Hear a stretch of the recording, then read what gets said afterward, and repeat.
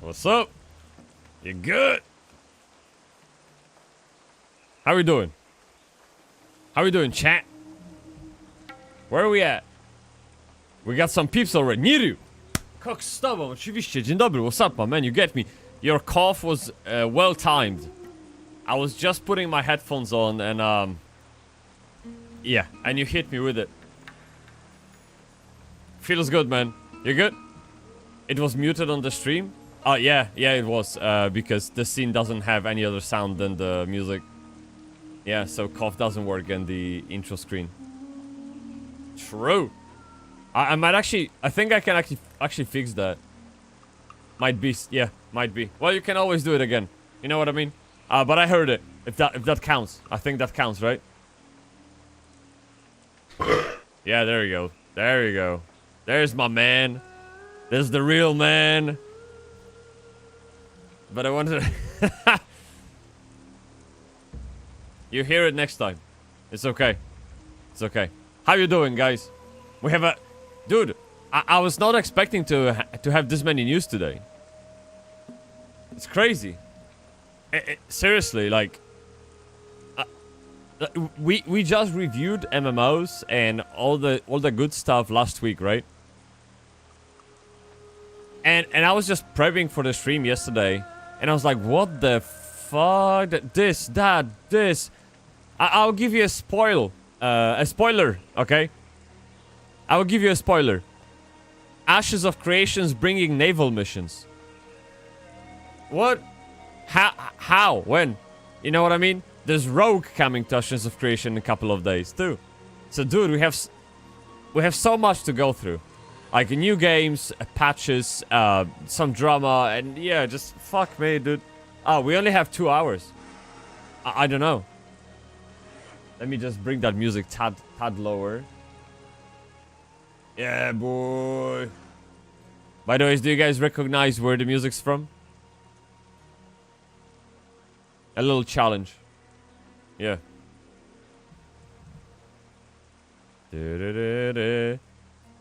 Oh boy, no, it's always good to be online. I'm fucking ready. I'm locked in, and I'm just sipping on my coffee. So my first cup of the day. You can imagine it's 7 a.m.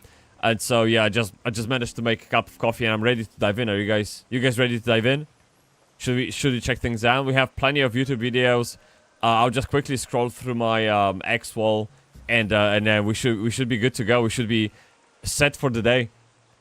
Yeah. Let's get cracking. Let me just sip on my mana potion, and we can go. Cha. Liblo. Very good. Delicious. All right. So, first up, okay, before we scroll anything on X or watch anything on YouTube, we have the big announcement. If you go to our lovely Discord komputerowy, you get me? And we're gonna have 4 events in here. And while the 3 of them are repeating events, one event is super special. Okay, we're gonna have a big boy on the stream. And his name is Edkun. Alright? And Edkun's gonna pop in, and he's gonna clip our dicks. Because they grew too long. You know what I mean? He's gonna prune them. And so we're gonna talk a lot. And hopefully you can guys make it. It's become bigger than I hoped. All I wanted to, like, honestly. So just to give you a little background how that happened. Ed reached out to me after watching the video on my YouTube channel that he wanted to talk to me about that video. Or the contents of the video, right? And like, sure, like, you wanna hop on a voice call and just talk, and sure. And he's like, nah, dude, let's go live with it. Okay, well, so I made preparations so people know it's coming, okay? And all of a sudden, he shared that event in Apogea Discord where there's like 6,000 people. I'm like, fuck, dude, that's great, but I did not expect that. I thought we were just gonna, you know, play games, talk a little, and have fun. And now, apart from having fun, we're gonna have a crowd. So just so you know, you guys, so you guys in the loop, right after we're done with the stream on Saturday, and Ed is gonna spawn, okay, and we're gonna have to deal with him. He's dangerous, look. So just so you know, this is happening, and I highly recommend you guys watch the video on my YouTube channel where I discuss the state of MMO myself, because that will refer to that. I will talk a lot about monetization, so this should be a really good call. And we're gonna talk about PvP, which I'm just against it, right? Like, straight up, and maybe he's gonna change my mind. And so, yeah, it's gonna be good. So bring your questions, and there will be people in the chat collecting questions. And if not, then we're just gonna get some of them while we're done with the topic, right? I mean, I put down 2 hours. I don't know. It is completely open-ended discussion. I'm not putting any clamps on it. It's just that it's gonna take us when it's gonna take us. It's like very explorative discussion, free for all, and I think it's gonna be great. So just to give you a heads up, all right? This is what's happening. You guys good with that? I think that's good. Yeah, we have 8 people interested, but frankly, I think many people will tune in because when we go live, that stream will show up in Apogea's Discord. So yeah, and from experience, I know there's like plenty people coming over. So that should be good. All right. So this is the first like very community announcement. You know when you guys do you remember times when you go to a church as a kid and there's like this whole mass and shit, right? But then there's like this little 5 minutes block at the end, I think it was, where priest gives like a local announcement, like community announcements. That you know, some grandpa donated a bag of cookies, you know, and someone cleaned the windows, and there's extra like meeting 6 p.m. tomorrow, you know, this kind of stuff. So this is the segment that reminded me of it. Okay, we just gone through the internal stuff. Now on to the global stuff. This is big dick stuff. It's gonna blow up. Oh yeah, man. I think it's gonna be great. I really can't wait because I really vibe with Apogea community. I'm not even kidding you. It's a I feel like a little bit of noob even, because the community is full of people who went crazy on Tibia, and I went crazy on World of Warcraft. So at the same time, right? And we have a huge gap of knowledge of what's possible, of what to expect, how to handle challenges. Completely different games, and we've been trained on completely different material, right? Different course, in a way. And so this is gonna be crazy. But I really like that community. I really like people, developers, and I can't wait to play the game. Seriously, it's gonna be fucking awesome. The problem is that we're gonna have playtest in May, and Dune is coming up in May, and I only have a set of hands and pair of eyes, and I can't really split. But I really think maybe Neri, you should try Apogea. I think you would enjoy the challenge of it. It's really something else. It reminded me why I play MMORPGs, really, and it gave me a strong point of reference for judging MMORPGs overall, the ones that we play. Visuals just do not make it for me.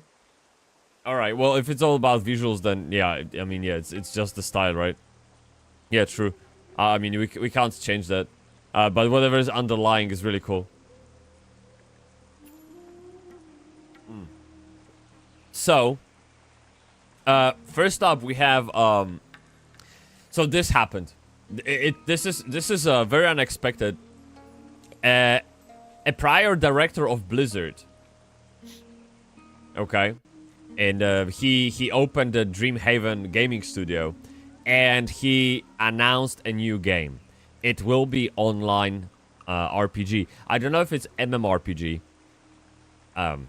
Yeah, I'm not so sure yet. We will find out in a moment. But yeah, they announced a new game, and I actually have a YouTube video about it right here. Do I? One second, let me refresh. Maybe maybe it's on X. No, it's not here, so it has to be on X. All right, let's take a look at this little short bitch. And this just. Let me see. Why do you make interface like this? Jesus Christ. Okay.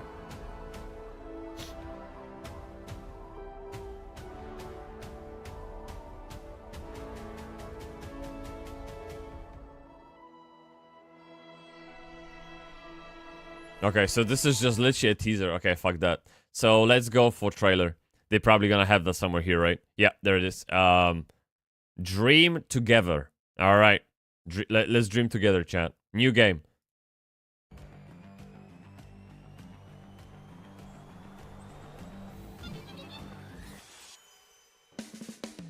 Wildgate open. The bad quality, Jesus Christ. Oh, this is the best quality they got. Alright. Captain Morgan could. Cox Stubborn Shivik. What's up, my man? You get me.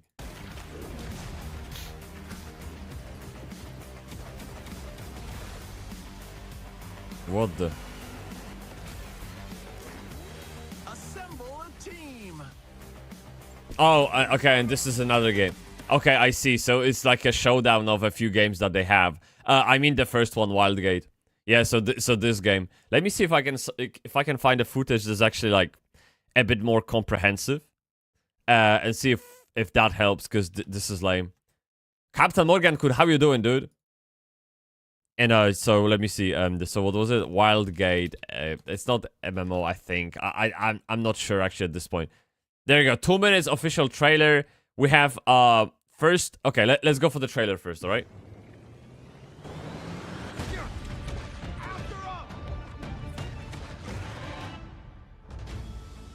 All right. Welcome to the Reach, a vast realm of discovery and brutal explosions. Jeez. But hey, I'm sure you'll be fine. Now, you're gonna need a tough team. Time to break something. This looks cool. Hello, Luke. And an even tougher ship. Quality upgrade. Keep her flying, and you'll find wonders beyond your wildest dreams. Oh, yeah. Wildgate open. Or the other crews will blast you and take your loot. Oh. That's a distinct possibility. The artifact is getting away. So get ready. When your airtight plan goes out the airlock, Into the fray. improvise. Use your turrets. Stealing their stuff. Hell, use their turrets. Traps. Oh, shit. beams. Big red buttons. Overloaded their reactor. Does the reach Damn. gives, Resources in. Coming in hot. and the reach takes. Damage! Major damage! Can't promise fame and fortune here, Mine layer here! or that you'll even make it back. Get to the gate. Go, go, go, But go. I can promise this. That's my artifact. It's gonna be one hell of a story. Damn. I mean, this looks pretty cool. Yeah, it's reminded me of Sea of Thieves, but in the galaxy. You know, that's my only reference that I could think of. Sea of Thieves in Galaxy. You have a ship and you just fuck around. I don't know why, but every single character in here was really a furry. Yeah, some kind of owl and lion with a goat, and yeah, it's just that's the only. Wait.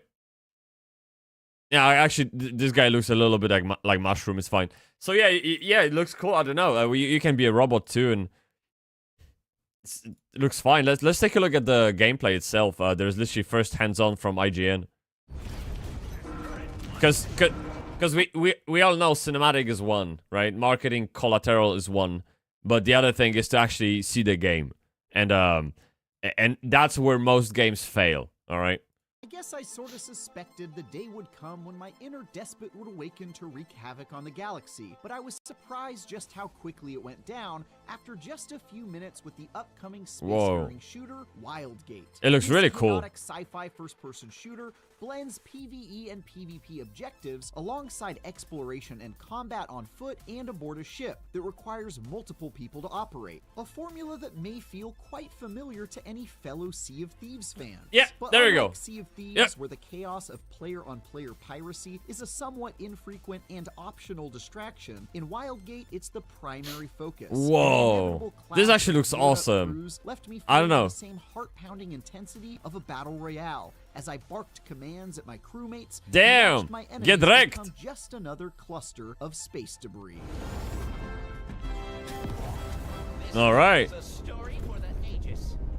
Wildgate pits 5 teams of 4 players against one another in a teams, competitive okay. space heist, where time is of the essence and anything goes in these 20 to 40 I minute see. brawls. Though there are 20 players in each procedurally generated world, you're unlikely to run into any rival crews at the outset, instead using the calm before the storm to explore the miniature dungeons scattered throughout the cosmos. By delving into these places, slaying enemies that lie within, solving... So it's essentially your typical battleground royale, but as a group, as a squad. You first get shit together before heading into the storm. That's really all there's to it. And then, yeah, and then it's all off. And then you just explode everything you can. minor puzzles, and claiming loot, my squad and I gathered upgrades to bring back to our ship, including more powerful turrets, better shielding for our ship, ammo, healing items, and personal weaponry to carry into future battles. But our real purpose behind conquering these places as quickly as possible was to find the one and only artifact hidden in each map. By collecting this all-important relic, every opposing team would be notified that we'd done so and be given an ongoing ping of our location as well. Then it was a mad dash to the Wildgate, and if we could fend off the enemy long enough to get to it, we'd instantly win the match and leave our adversaries choking on our space dust. Yo, you can cheat.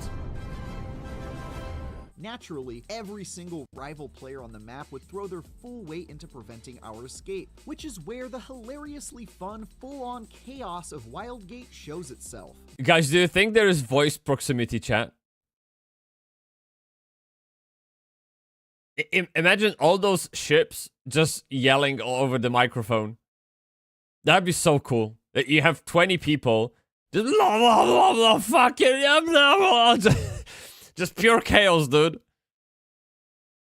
It'd be great if you could hear enemy ship. I know, like the comms between your team could be a bit rough. The people will be on Discord probably anyway, right? But it will be crazy, right?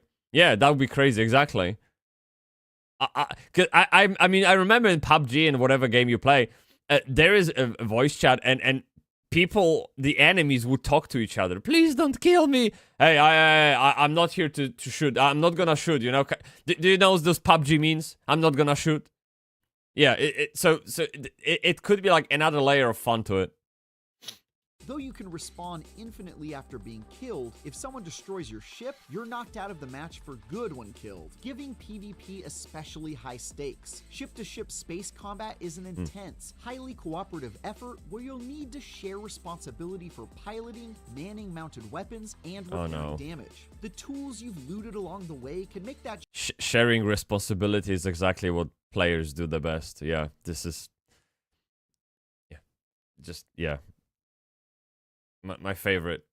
Job easier, and can have a pretty profound impact on how you approach combat. For example, on one run, my crew found a bunch of close-range turrets that encouraged us to get up close and personal with the enemy to do high damage, while in another match, I found a long-range sniper turret that allowed me to chip away at the enemy from a distance. We must cool the reactor. Yes, Sus. Of course, if you prefer a more subtle approach, you can always jump into space and jetpack your way aboard an enemy ship to blast enemies. Alright, hell yeah, that's what I'm talking about. Bombs to deal massive damage to their hull, steal the artifact out from under just fuck him up if they've left it unguarded, or just hit the self-destruct button and defend the area until their core goes nuclear and wipes them out. This can turn the tables on an enemy that has better gear on their ship or has managed to outmaneuver you with their piloting skills by disrupting their ability to manage their vessel and pull focus from other, more pressing objectives. Jeez. If you'd rather not go through the trouble of hunting down an artifact and racing through the escape gate, then you can do what I did, and simply hunt down and eliminate every single enemy crew until you're the last team standing. Yeah. You can't extract the artifact if they're dead, after all. This approach can prove especially effective since you're able to scrap every down ship for parts. The Mystic Chicken? To your growing arsenal. And if you're especially slimy, like me, you can wait to ambush the enemy while they're busy with a PvE dungeon, blowing up their ship while it's unmanned, then swooping in to claim the hard-won loot from the area they were in the middle of clearing out. Dude, I was gonna say this after we're done watching, right? I will just say it right now because I have to. I'm getting epilepsy watching this. it's such a visual overload. Everything fucking explodes and glows and flies, and like there's so much motion and lighting going on. It's just crazy. I don't know where to look. My eyes are like oczy kobry, you get me? You know what I mean? Crazy stuff. Wait, I have seen this game but with different title? Jump Ship? What? I never heard that one. I'll take a look in a moment. Now, all's fair in love and space piracy, my friends. Stillness after destruction. I was pleasantly surprised by the depth and replayability of this no-holds-barred slugfest. And after more than 6 hours, I still felt like I was only just beginning to figure out the 6 best hours. strategies to pull off a win consistently. For example, I learned the hard way that if you're chasing an enemy ship who is seconds away from escaping through the Wildgate and you're bombarding them with everything you've got, you should probably make sure you're standing far enough away to not also blow yourself up in the process. Good idea, resulting in a dude. Draw. Unlocking new characters and gear as you score XP also provides some new options, like the bird-like character Mofs, whose unique ability to become invisible when boarding enemy ships can be especially useful in pulling off subterfuge. After the small taste, I already get the impression that Wildgate will be one of those games where crazy things happen every single match that send me howling to my friends in victory or defeat, then swapping 100%. war stories with anyone who will listen the next morning. And if People it will manages go to pull crazy that over off, this. It could very well be my next squad-based Yeah. obsession. 100%. What it is, but I got a surprisingly good feeling about this place. For more, check out our previews of Clair Obscure, Expedition 33, and Absalom. And for everything else, keep pulling off space heists with IGN. Yeah, I mean, people will go crazy over this, I think. Let me send you the link, guys. If you want to check it out yourself, then there it is. In the past, a game called Wild didn't work out that well. Yeah, Wildstar wasn't really a good success. Yeah, I know, but there's like a different story to it, right? So, this game, I mean, I love that. I absolutely love that premise. It's awesome, and I think it's a safe merge between solo play and like massive online play, right? Like it's 20 players per match, which is the game loop, really, right? It's like PUBG or Fortnite. The loop is the same all the time, but you're having fun with hopefully friends. I mean, I don't have this many friends. I mean, you need 3 friends. Yeah. No. I don't know. Maybe if I give them like 1 month's notice. Yeah, I don't know. I'm not so sure, but I bet there's like a solo mode too where you can just join with strangers, right? That should be good too. Again, my only problem with this is like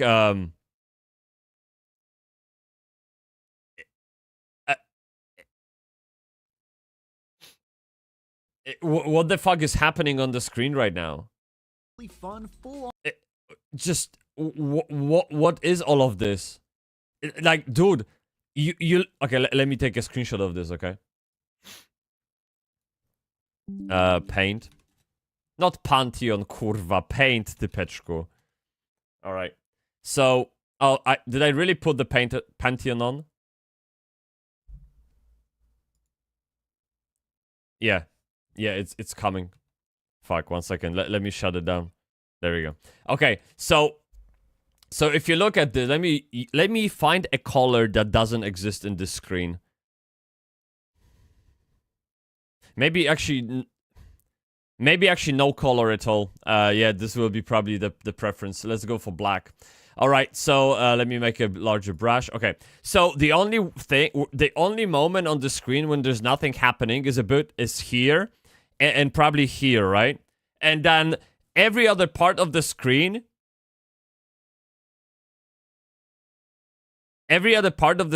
gives you information.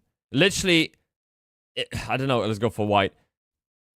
Does that work? No.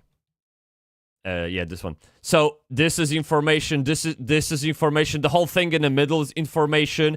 Health, keybinds, this, chat, kurwa. There's some kind of marker here.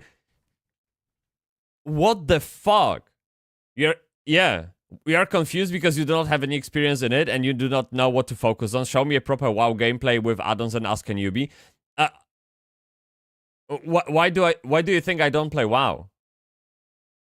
It's because it's overload. It's overly complicated. Like, you have thousands of add-ons and shit. And let alone, in World of Warcraft is even worse because you get, what you call it? Sound clues as well, right? You get like, move. There's something incoming. Like, the add-on is talking to you as well. So not only everything on the screen explodes, also the sound effects are getting at you, right? You did not play this, that's why it seems confusing. When you say this, you mean WoW with 1,000 add-ons, or do you mean this game in particular?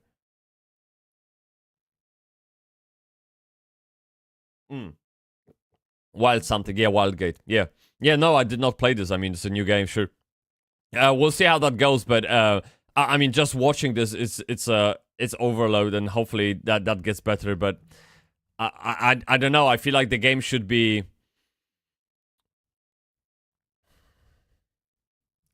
maybe a little bit gentle, because you can kind of.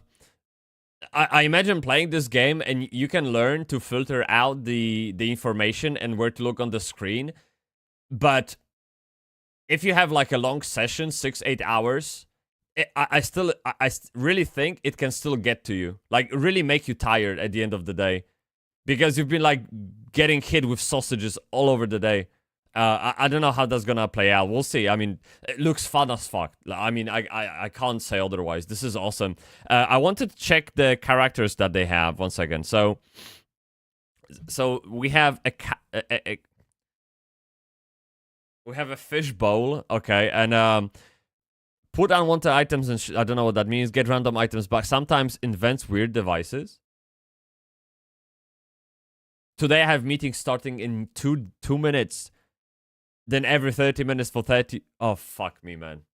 It's gonna be boring? No, it's gonna be wasted day.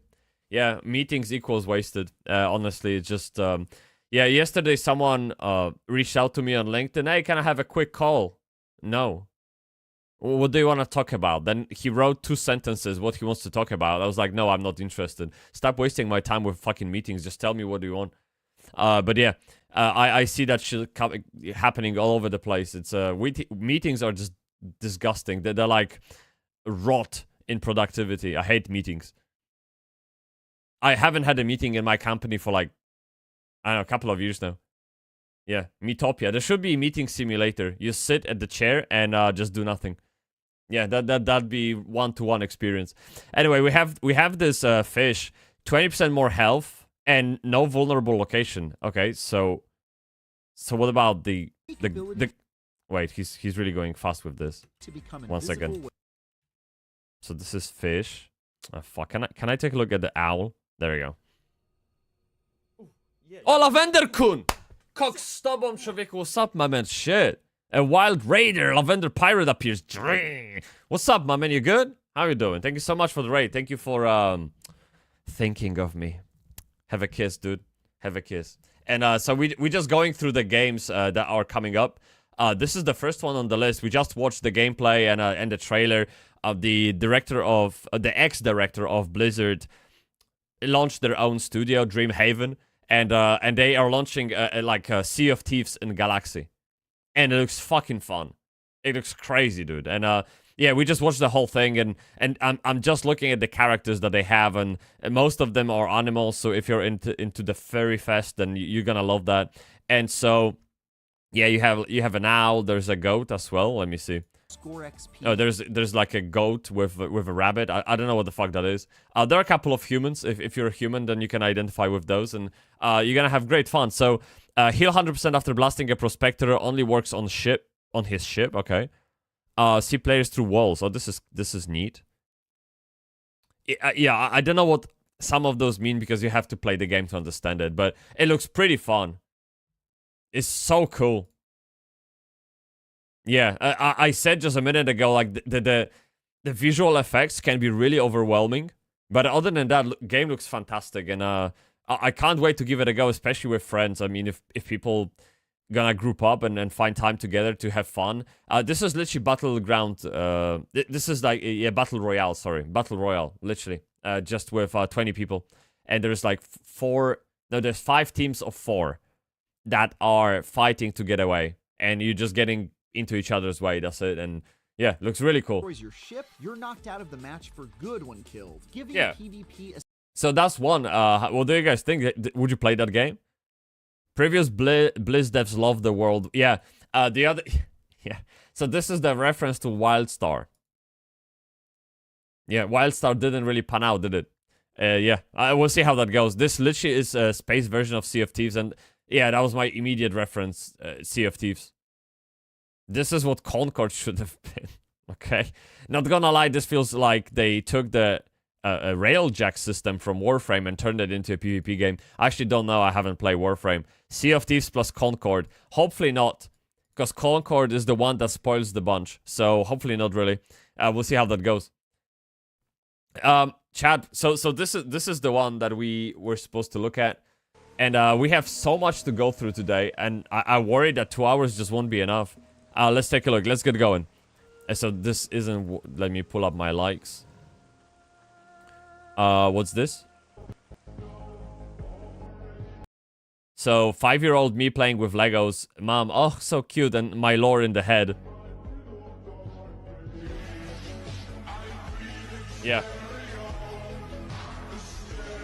Yeah, pretty much. So, when I played with... I played with Legos, but I also have those huge blocks. I don't know what you call them. What's the name? There were some probably... some kind of communistic knockoffs, okay? Because I lived in, you know, old Poland straight up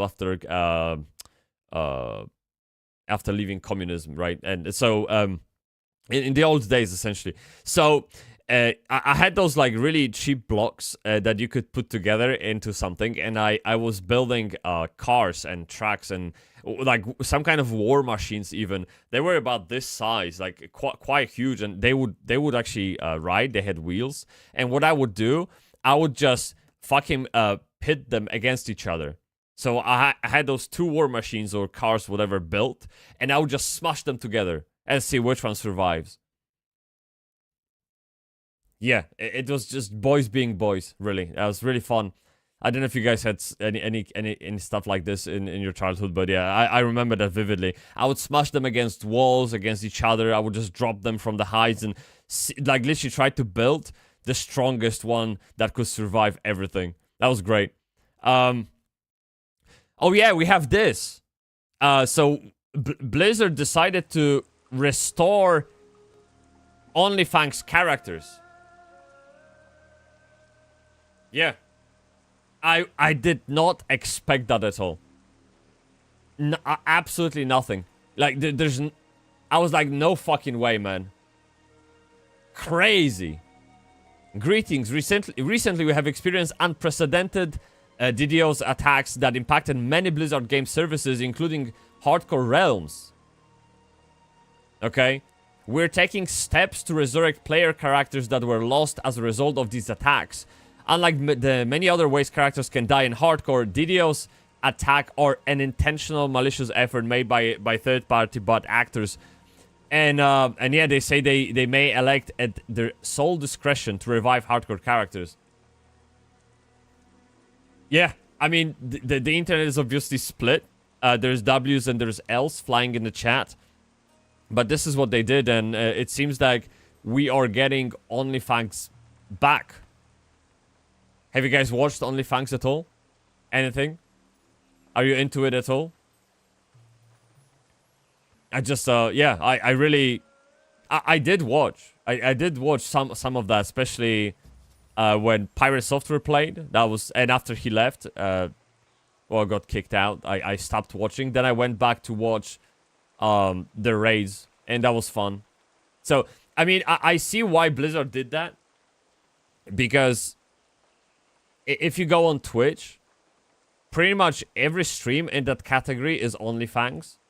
And that means they're bringing lots of money and lots of attention to the game. Right? So it was purely financial business level decision to bring them back.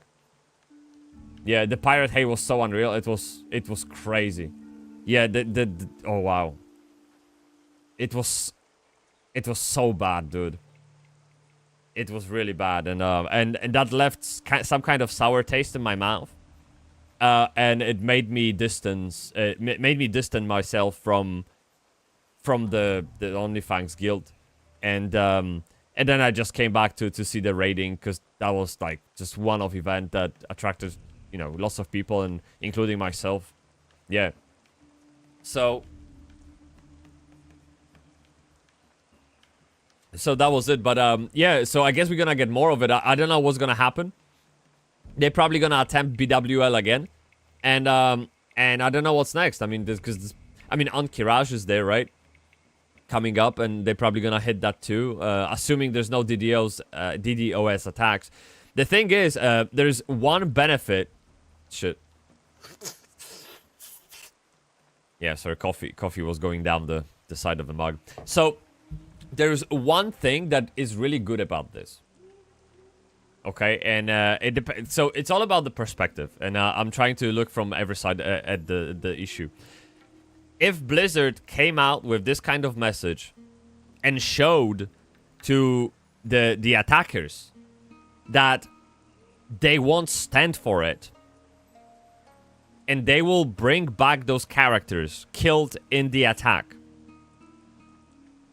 that sends the message to the attackers that their efforts are futile.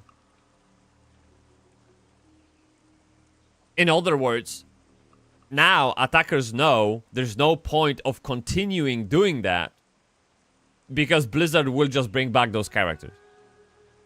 Right? So it removes the incentive immediately.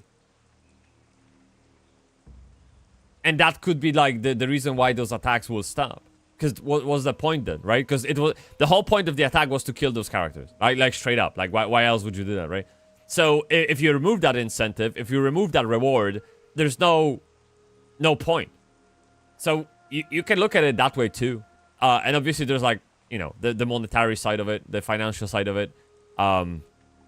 Yeah, I don't know where I am with that one. I feel like it could be taken both ways. So I kind of don't know. Because on one hand, rules are rules, right? You sign up no matter what. There's a meteor coming down on you. Okay, there's a cat walking across your keyboard and your character dies. No matter what, customer service can't revive your character. There's no point in reaching out to us, asking us to revive the character because of something, you know, out of your control happened. You have that, and you literally sign that when you create a character. And many people die to disconnects and all of the random shit, right?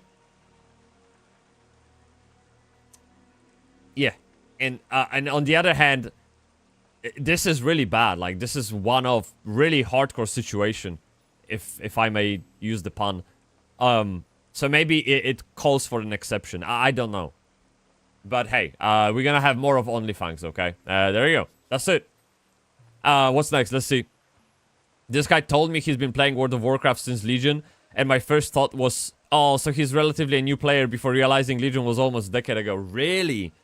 What? WoW Legion release date? What do you mean? Oh, kurwa.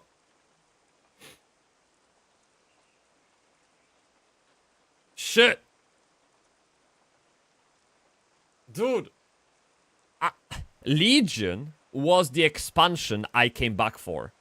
I played until Wrath of the Lich King, including all the way, everything. I killed that fucker, okay?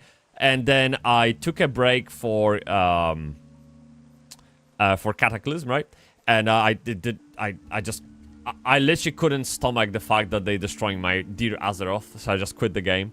And then Mist of Pandaria, it kind of like, I didn't have really incentive to come back after I skipped on Cataclysm, right? And then Legion, sorry, Warlords of Draenor. Oh, actually, yes, I came back for Warlords of Draenor just for a second. But that game was boring. So I quit after a couple of months, and then came back for Legion and played the shit out of that expansion. Whole thing. Everything. Right? I love that expansion. And then again, it kind of trailed off in Battle of for Azeroth and Shadowlands, all of that. I didn't care. So so that was really the last time I like truly played World of Warcraft. Crazy, 9 years ago, dude. What was I doing? What? So in 2016, I lived in Japan. Oh man, that's fucking ages ago. Jesus. So much has happened since then. That's insane. Tenebre-kun, you came for seconds. Jesus. Cockstubborn Treveku, thank you so much for a sub. Wow, you're fucking awesome, dude. Thank you. Welcome to the guild. You know what I mean. Kiss. You get me. Yeah. So, wow, that's insane. Yeah, so we've been through this. We've been through this. Oh, yeah. Chat, Dune Awakening. Let's go. Let's go through that shit. Dune Awakening. Big dick. Dude, I watched this live and I was lazy. So I didn't actually sum this up for you. So I have my bro, Hobo Gamer, sum it up for me and for us. So there is like a video summing up what's coming up in Dune. And I'm actually pretty happy. I'm so fucking relieved, dude. Because one thing that they were really adamant about this, and if you go back to my X profile and check out my tweets, I actually posted about this.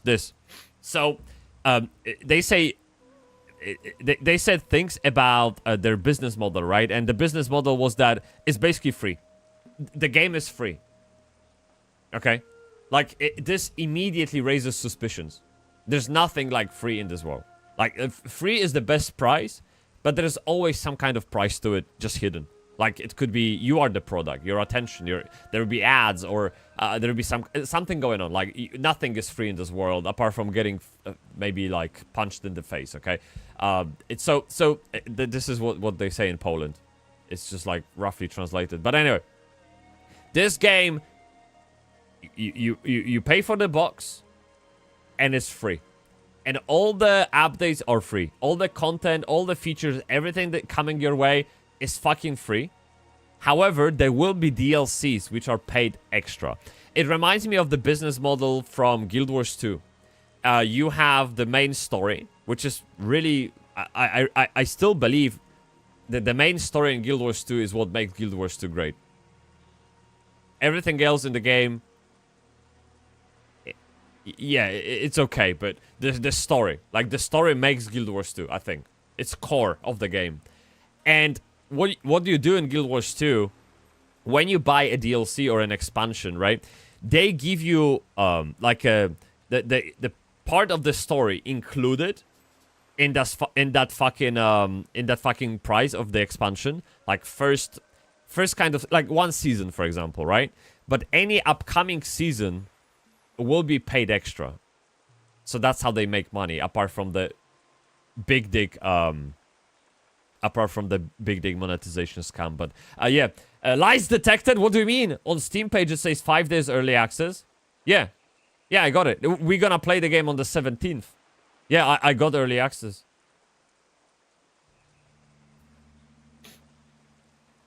Yeah, it's not, I mean, early access head start. It's not, I mean, early access, it can be like... Yeah, because that's not what they meant. There will be no, like, alpha, beta, early access kind of thing. It's like full launch immediately. However, people can get a head start at the full launch. That's what they mean. I know this is confusing. I get it. Yeah, that makes sense. This is probably poorly worded. True. So, you know, when you take Guild Wars 2 as a precedence to this kind of monetization model for a game, I am immediately suspicious because Guild Wars 2 is beyond redemption. Right? Guild Wars 2 is like full fucked pay-to-win bullshit. Because there's no way you can sustain a live service game for 12 years on the box price alone, right? And so I'm very like suspicious about this game starting off strong but then descending down to the pay to win hell in a couple of years. That's why I said this worries me. However, in the video, in this stream, which was like few hours long, and actually it wasn't 2-hour stream. I think it was even longer than that. It was, I'll probably say close to 4 hours, maybe. Maybe I don't know. I have some kind of weird sense of time, but in any case, they were very adamant. Like, they literally looked into the camera and said, no pay to win, never any in-game cash shop, never. Pay the box price, buy extra DLCs if you want to, enjoy the fucking game. And maybe it was the fact that real human said it to me, real life, real time, with the passion and conviction in their voice. Maybe it was like the kind of like that moment that, okay, maybe actually they're saying the truth. Maybe they have an idea. Like, I'm not looking into their wallets. I don't know what their balance sheet is. But maybe they have a plan. Okay? So, it kind of like calmed me down a bit. Anyway, this is the summary of that stream. And I really recommend we watch that. Because the game is expensive. It's $50 without the head start. Like, base game, $50. Then you have... actually, I don't know exactly dollars because I paid in pounds. But I know the base is $50 or 42 British pounds. And then you have... what you call it? 68 pounds for the middle edition. And I paid for that. And then you have like close to 80 pounds for the Ultimum Big Dig edition, okay? Yeah. New World started as no pay to win. Now look at it. I don't trust it. Can you tell me how New World is pay to win?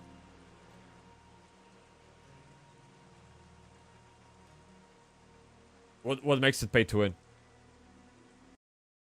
In your own words, that's it. Like, that's what I'm looking for. Hello, sleepers. Yo. Welcome back to Dune Awakening. This is Hobo. Battle Pass and all. Okay, Battle Pass. I didn't know they had Battle Pass. So before we jump in, let me take a look. New World Battle Pass. What's that? Okay, let's take a look. I mean, Battle Pass is nothing new. I mean, Albion Online is fucking pay to win, but there are games, there are games which have Battle Pass and they're fine, right? It's just like essentially a way of paying for the game. Okay, let me take a look at this. One second. So what do you get? So free track, bullshit. Yeah. Okay. Okay. This is. So this is pay to win. This one thing makes the premium track pay to win. Yeah. Any experience booster, any access to extra power, anything like it makes the thing pay to win. Okay, so this is pay to win. Yeah. Okay, another game we won't ever play. I'm not gonna support that. Fuck that bullshit. Okay, if you scroll down the Dune Steam page, let's take a look. This game, so it does have season pass, but they explained it in the video that Steam calls it season pass because that's what they call it. It's not season pass. Like, so I don't know if they're arguing nuances or what, but they literally say it in the stream to not worry about the season pass thingy on the Steam because Steam doesn't have like the settings for a publisher to call it anything else. It's just season pass across the board. You call it what you want internally or in your marketing material, but Steam itself, it just has season pass. That's it. They called it something else. I don't remember. Let me take a look. Maybe you're gonna say it in the video. Advanced access, yeah, that's fine. Where's the description? There you go.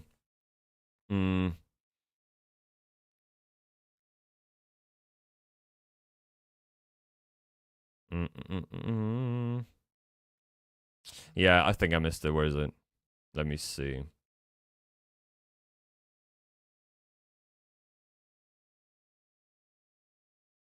Is there like Control F I can do? Oh, there is. Season. Wait, where is it? Oh, there it is. Oh, here. Yeah. Yeah, so this is literally, yeah. So this is what they were talking about on this fucking Steam stream thingy. Let's watch. Let's see what they say. Hobo here with a quick rundown of the live stream that Funcom had yesterday regarding the soon-be-released survival crafting game Dune Awakening. Yeah, it looks really cool. So I'm going to run through real quick all the interesting points because the live stream was like 2 hours long. Yeah, so it was. I thought I'd summarize it for you guys. So it starts with the latest trailer, and then they show the exploration trailer that they had recently. It's hosted by their lead PR person, Natasha.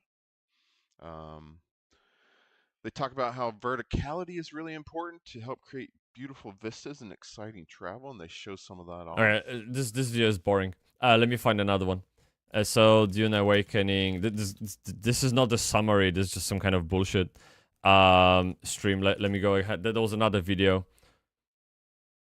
Summary. Let me see. So we have live stream. Yeah, so it was 2 hours actually. There we go. Funcom. There we go. Behind Dune Oh my god, what a difference. Jesus Christ. Do you see the difference? Fuck me, like immediately. Sound, passion in the voice, cutscene, like everything is different. Fuck me, learn to make a video. Has just done their first live stream showing off live gameplay of Dune Awakening and talking about what we can expect to see in the game when it comes out on the 20th of May this year. They spoke about the world, its locations, gameplay, vehicles, combat, and all the way to how you can build your character and the different possibilities of builds you can have. So, without any further delay, let's get right into the stream recap. Chrono-kun! Arigatou gozaimasu, Chrono-kun. Chrono. The dev team started off by wanting to reassure the players that the world of Dune and the map itself will not be just a boring place to explore. It's not just going to be a flat space full of sand with nothing to see but yellow everywhere you look. They used verticality as their main tool in order to make locations different, with different feeling and vibe to them, and to make them stand out and be more interesting than just a flat place. Yeah, one thing I noticed when they were flying around, you know, it's all desert, right? It's all sand, but you can kind of tell that there's a different type of rock and sand. Like the shade of the sand changes, or the texture on the rock changes, and you can kind of like tell you're still in the desert, but like different region of it. Really nice, really subtle, but very nice. It makes the world a bit more variable, right?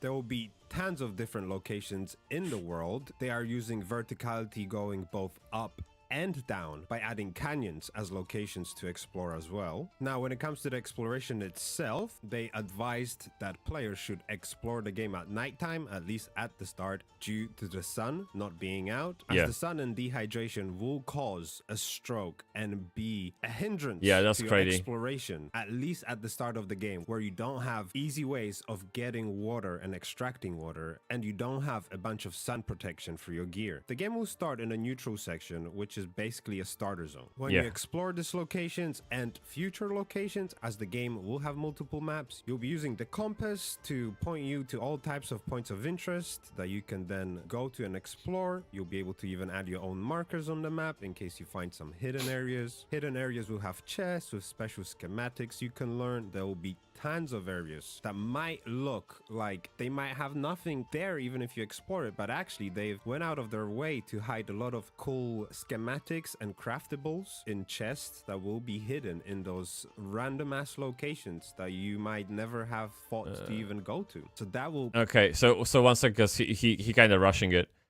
So we are at 2 minutes. Let me go back for a second. So you see this thing? So Haga Basin, the way they are handling players and how they layer them is that Haga Basin is essentially a starting zone, and it has 40 players cap.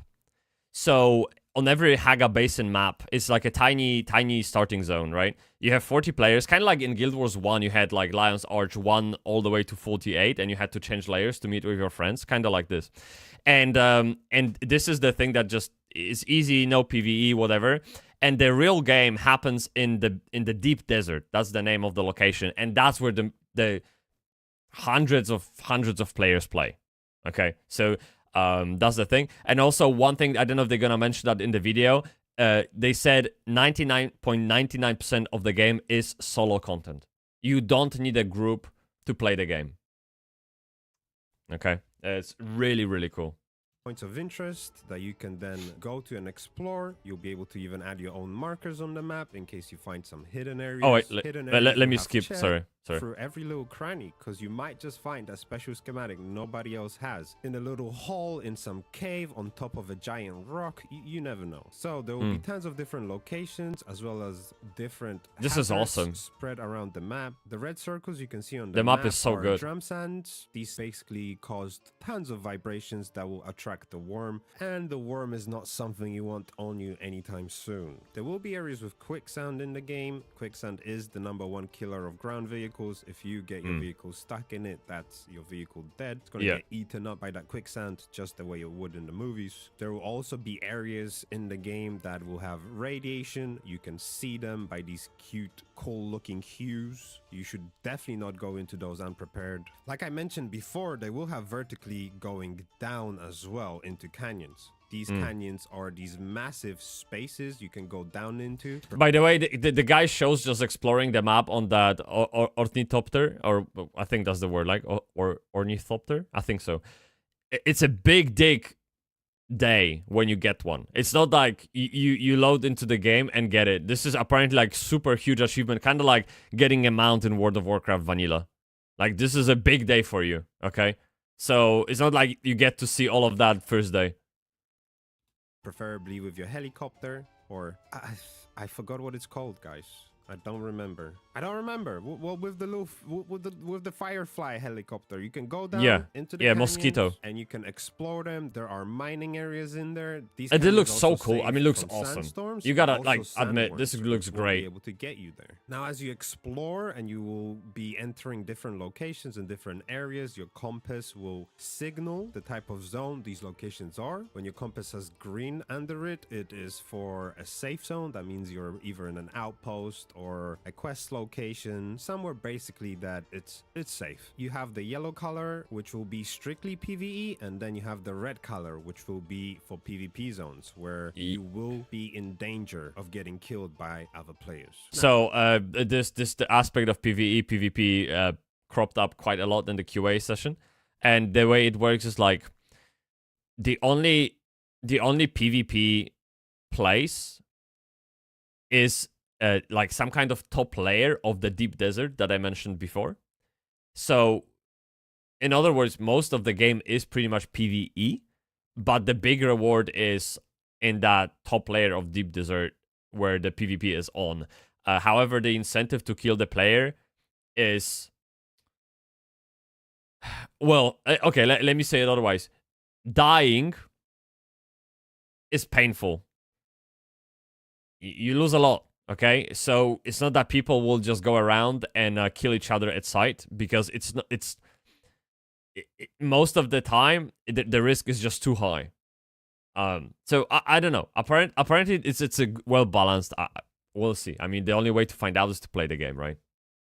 Now, I also mentioned the first map is like a starter map. It's like an open world. It is going to be pretty huge, but they are planning to make the game in maps. The starting location, like I said, is the first map. You'll be able to get out of that map and go to the next one as you progress, and you gain the ability to craft a vehicle that can take you from one map to another, like the helicopter. Or when you unlock outposts, there will be NPCs that you can, I assume, pay, and then they will fly you from your current location location to another map to a different outpost or wherever else you need to go, as long as Also, there's like a having flight this mount. sort of map system. Holy where shit. They will have multiple open world maps. I didn't see is that. good because instead of adding on chunks to the map and then having to worry about What the hell? optimization of a massive world, they can just add on locations and worlds with these maps, and that would be probably easier. What is to this? Optimize and to keep a certain graphical standard up pretty high. Now, the world will also have dynamic events that you can run into and take part in while exploring the map to keep things fresh and interesting on every outing you do. You see, these dynamic events will vary. There will be big ships flying around in the sky. Yeah. There will be crashing ships that will come down and explode into the ground. There will be spice explosions just coming out of the ground. This is able cool. To witness. Have to and say. there will be dynamic encounters like combat encounters with NPCs. Like Okay. Okay. The word has dropped. NPCs.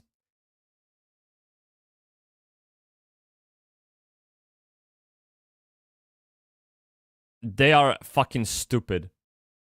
And I probably this guy won't say it because he's very on the high note of the game. Those NPCs are the worst AI I've seen in my life. Sims 2 had better AI than those NPCs.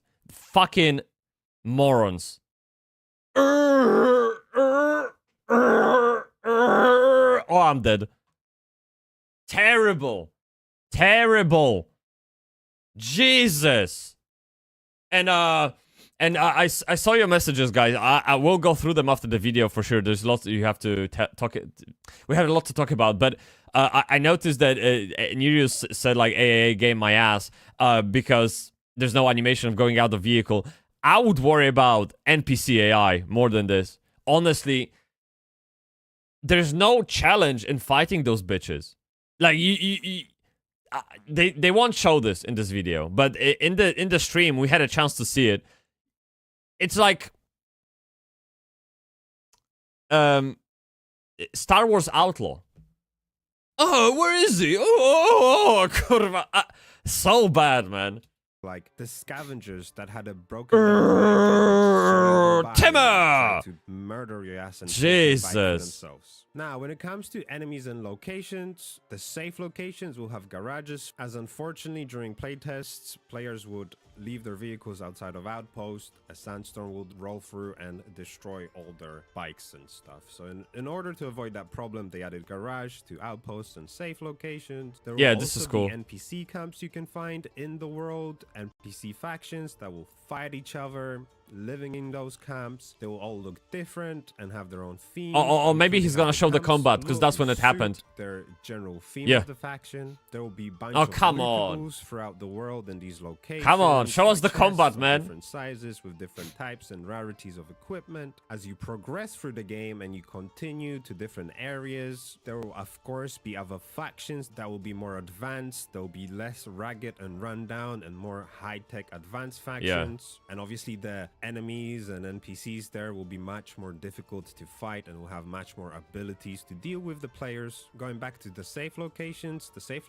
will have NPCs that will give out quests. They will also have contract boards. These Yeah, contract boards standard will stuff. also have quests you can take up. These contract boards will also have faction-specific quests, which you'll be able to take up down the line when you align yourself with one of the factions. You'll be able to see, of course, all those quests and contracts in your quest log, just like any other standard video game. As I also mentioned, when you unlock different posts, there will be NPCs with their helicopters that will be able to take you to other posts or cities in different worlds that's or alright. maps. But if you craft your own, of course, you'll be able to use your own helicopter to travel between all of these locations. Okay. Now, talking about combat a little bit, they showed off a little bit of fighting they did with some AI. They showed off a little bit of melee combat. They showed off a little bit of gunplay. Look, They showed so this what's he doing? shield you get as a melee combat player. The shield will basically block you. It is only usable for melee classes. If you tried shooting while using that shield, the shield just goes off, which is awesome. The first thing when I heard so them say bad, that was, oh my dude. god, well, what's stopping me from abusing the shield with a gun? And, you know, they answered it. Basically, the shield will just turn off the moment you fire a bullet, so it is for melee only. There will be weapons that are better against against the shields, that will deactivate the shield faster. So where are you? To use. If you're getting rushed down by a melee guy with a shield, you will probably want to use a weapon to take Where the is shield down she? first. Oh, And then god pull out damn it. something that is more physical or, Wait, or flesh wait, don't damage kill and me. finish Wait, them off. wait a I would second. assume. I know God. you can put down turrets, little turrets that will fire at your enemies. I don't know if those are melee or range specific. And apart from that, they haven't really showed much except a few skills and some of the skill tree and other stuff. I just want to add that they did say you will be able to play however you want. You won't be forced into melee or range based off one being more meta than the other. They want to balance it well and let people play however they want to play. And they also said that melee characters will be able to parry. So I'm guessing that will be some melee on melee action where you'll be able to parry somebody's attack and then just counter-attack their ass, you know? Some badass stuff. Now going down to player stuff, they talked about some base building, vehicles, how you're gonna harvest water, and basically that will start off with you having to find certain plants that have sap, and you'll be sucking that sap out of them to hydrate yourself. Later on, you'll be able to make tools to harvest blood from bodies and make blood into water. That will be a unique experience for sure. I can't wait to see how that will go in the game. I imagine my first time harvesting blood out of a dead body will be slightly traumatic experience. I have problem with blood overall. See. There will be tons of skill trees the player will be able to learn and then grab skills from to create their own unique builds. That seems like a really cool idea that will add a lot of variety to player builds and what you can do and the unique character you want to be, if that makes sense. These skill trees will be gained from NPCs that will teach you these skill trees. These NPCs will be scattered across the world and you will have to explore and find these guys and then talk to them, get a little quest line going, and once you complete that quest line, these NPCs will then teach you the skill tree that you can then use the skills from to make a new or upgrade your current build. They also showed two types of locations that you'll find across the world that the players will be able to go to. One of them are shipwrecks and the other ones are imperial stations. The difference between those two is that shipwrecks will be all PvP enabled apart from the very first one, which I'm guessing you explore as a tutorial bit, but they will all be PvP enabled. That means players will be able to go there and they will be able to kill you. Now, the shipwrecks are primarily to find weapon materials and all types of weapon crafting stuff, while the Imperial posts all PvE exclusively. You will not have to worry about the danger of other players killing you, and these Imperial posts are mainly parts for crafting vehicles and blueprints for vehicles and stuff like that. Oh, and one cool thing they also added right at the end is that you will be able to steal vehicles from the NPCs and their outposts. If an NPC outpost has a buggy, Grand Theft Auto shit. And just take it for yourself. So yeah, GTA Holy shit. and Dune. Yeah, GTA, exactly. Yeah. I mentioned vehicles that will be part of crafting. You'll be able to craft tons of different things, not only just vehicles, but also bases. This is someone's house, by the way. Someone literally built it in the game. Equipment, weapons, you know, all the traditional stuff you'd want from a crafting system. You'll be able to find a bunch of materials and blueprints and all that type of stuff in chests of different sizes and types. When it comes to base building, they know the players will have to move. They will be going from different locations, and as they progress, they will have to go further and further into different maps. So they are very much aware of the game working in a way where they will have to abandon bases. So players will abandon bases. So I don't know if he's gonna say this. Actually, let's listen. But there are two things about the bases that I want to say. It's just something that will have to happen. You have to move on and leave your old baby behind. When you abandon a base, the cool way for them to deal with abandoned bases and basically clutter. We've all seen it in other games, especially like Rust, when you have a starter area and you just see basically a little village of tiny little houses. Every single on top of each other, just as far as the eye can see, and that stuff gets not only obnoxious and poop to look at, but it can also be impactful for the performance of the I game. don't know, on the it's fun. server. So the way they will deal with that and clean up all these abandoned bases is really cool. They will use the sandstorms for that. When the sandstorm comes in and there are abandoned bases, the sandstorm will degrade them and basically break them down and make them disappear. You'll be able to craft also vehicles. Okay, so he moved on. So, okay, chat, about the houses. I know in Quinfall, so we had this problem with Quinfall, right? Where houses were super expensive to upkeep, and they eventually reduced the cost of the upkeep by half. However, the house decay is gonna work the way that you have to keep the energy up in the house so that you get this protection against sandstorm going. So as long as that shield is up, your house is untouchable, and you can keep it that way like forever, right? And so they said you can load up enough energy into the generator or whatever weeks ahead. So there is decay, but apparently it's very manageable if you just play the game. However, there's no thing like supposedly in World of Warcraft where you can build a house and it stays there until the end of the time. It just doesn't work that way. Another thing is that you can build a house everywhere. There will be very tiny zones which are free of construction. These like landmarks and some like, important cities or whatever. But other than that, you can build a house wherever the fuck you want. Kind of like I think in Once Human. And it will be fun to just walk around the map and see houses. Just run like, oh, someone's house. Okay, well, there you go. Just makes the world alive. I think this is a good idea.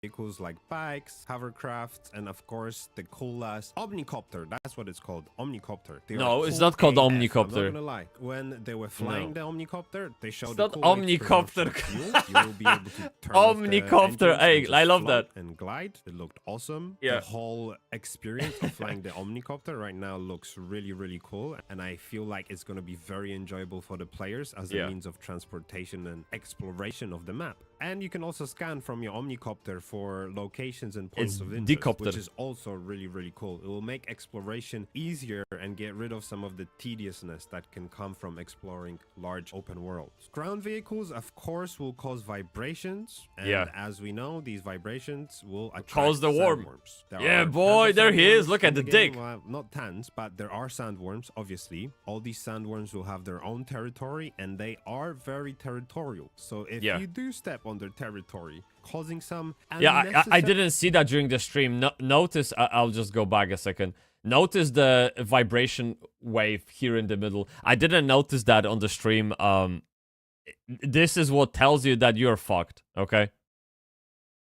Causing some unnecessary vibrations. They are going to come and eat your ass up. So just be careful. So generally, that's pretty much everything they spoke about and mentioned. I don't think I missed much or anything at all. But if I did, make sure you let me know in the comments below. Also, let me know what you think about all of this. Here's the video, guys. If you want to check it out, good and you're excited to I'll give the guy a sub. Small channel.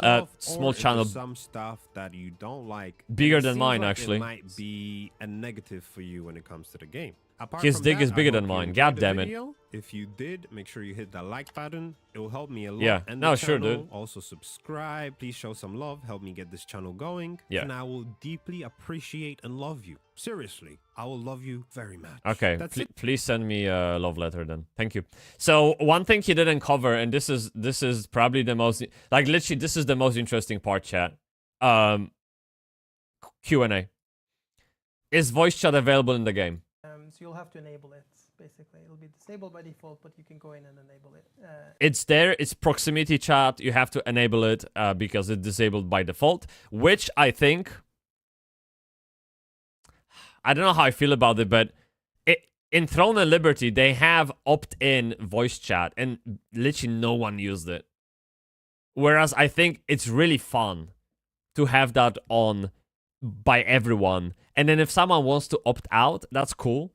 But I think it should be opt-in because voice chat relies on on other people being there so you can talk to them, right?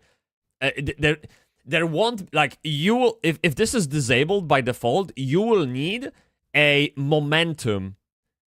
You will need to generate this snowball effect where more and more people want to join it. So it will be very difficult to get this off the ground. Okay, next question. What do we have? Are contracts forced? No, content is solo in the game. Literally, most of the game is solo. How big is Deep Desert? I actually don't remember. Leslie. Let me go to the beginning. Percent. Yes. Oh, Xpades. I hope I didn't butcher that name. If I did, I apologize. How big is Deep Desert? Is it still going to be several zones, meshes, or is population going to be smaller than we expected? Oh, they essentially asking if there will be layering. I think we answered this. So Did you? Yeah, we did just before you came. It's well, you can do the repeats then. Go for it. Let's see if you see Just the same what thing he as s- us. what he said, I should have watched the thing when you were talking. Well, there is big. I think it's 576 square kilometers or something. Okay. Like this, but, Holy fuck. I don't have much more to say if you already talked about it, right? Yeah. I'm trying to look at the other question. Is population going to be smaller than we expected? I don't know. What are people expecting? I am not really sure either. I mean, the question is simple. How many players will be in the zone? I don't think they ever answered that. They only said about Hagas Basin that there will be 40 players per layer. But this is a tiny, tiny starter zone. No one cares. This is where the game is, Deep Desert. I don't think they actually said it. There will be timers for bases to decay. Yes, I already said that. Then we have, can you build anywhere? Yes, you can build anywhere, apart from literally a few exceptions. Can you attack from the ornithopter? I don't remember. It's Hit on the battle. I love that. So it was basically a Hit on the transport battle bus. ornithopter with 5 people on top with like las guns and That's something Alex would do. miniguns. Absolutely. Okay. So ornithopter, yeah. So yeah, basically the answer is yes. Is there any information for when Dune comes to console? No one cares. How frequently will the DLCs come out? They said every 3 months. Yeah. We're gonna get new content every 3 fucking months, dude. Crazy. That's a crazy cycle. But it makes sense if it's the only way they make money. What happens when you are killed? Kill someone with PvP? Okay, let's go through it. There's too much for me to repeat. I don't remember everything. Happens when you are killed, kill someone within PvP. Do you prop everything? Are bodies fully lootable? First you swear a little bit. First you swear. That's the first Yep. thing that happens. I definitely will. Yeah. Then you Like a respawn. Then you try to get back to your corpse, and then you hope that the other is not there. But Or no, you it's not. hope it's there. Your hope is there, and but no, it's not full loot PvP in the game. Yeah. You lose durability. You lose all your spice, all your the solary resources, and things like that. So basically, like, just because you don't lose gear, it doesn't mean it's not painful. And I think this is on purpose because it will mean people will think twice before engaging in PvP. That's really all there's to it. Yeah. So you lose items, and I mean, spice is the most important thing you can get, and you're gonna lose all of it. That should be alone enough to stop you from attacking. Can you pet the worm? No, it's gonna tickle your dick if you get too close, and that's what you're gonna get. Yeah. All right, chat. So yeah, this is pretty much Dune. Are you guys hyped? What do we have? Well, let me read the chat about Dune. And so we have well, I really think games today gonna be pay to win, all of them. Every publisher is doing it. Why not them? I don't think I can agree with that. No, every publisher is probably a stretch. I don't know. We have plenty of games that are not pay to win. I know, it's just from the S tier list, you have Elder Scroll Online and Final Fantasy 14, but we can go all the way to like indie games that don't do it. Like, I don't know, I don't think it's true. I think every publisher is probably too much. And so, yeah. And then I just hate when games talk about the product as life-changing and then it is just sad. I hate that too. However, I don't think they are trying to do that. I really don't. Dune Awakening. Let me go to their website. I don't think they said this like some kind of next gen, big dick growing MMORPG. Yeah, they just let me go into the game. Yeah, Look, it's just open world survival game. It doesn't say anything about life-changing situations, you know? It's just a game. So I don't think they're overselling it much. Sure, they are probably coloring it here and there. I mean, it's the job of the marketing to make you buy the game, right? That's fine. But if they sell with facts, then it's nothing misleading, nothing scammy about it, and they definitely don't say anything about being the next gen life-changing game. It's fine. The other one, so this, look, so look about this, okay, and then go on to this website.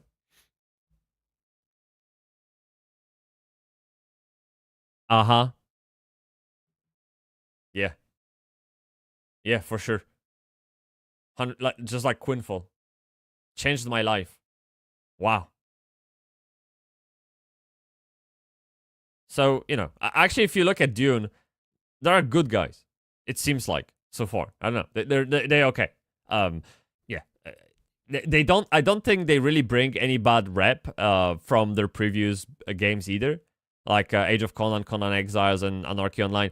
They build all of that, and I don't think people are like mad at them about any of those games. It seems like they are really sticking to their word. So maybe that's okay. Suck the plant. Yes, you can actually suck the plant in the game to to fill up the water level in the body. Yeah, they're like little tiny herbs or succulents sticking out of the ground, or you can just suck on them. Yeah, very fun, right? Suck that plant, innit? All right, so that's chat. That's Dune. Are we hyped? Are we excited? Come on, give me something. Like come on. What are your thoughts? This is a big dig game, dude. We don't get big dig games often. It is what it is. Come on. What else do we have? We have so much to go through. Another one. This is a short one. We have a... Hydrate me. Okay, one second. Let me grab bottle of water, okay?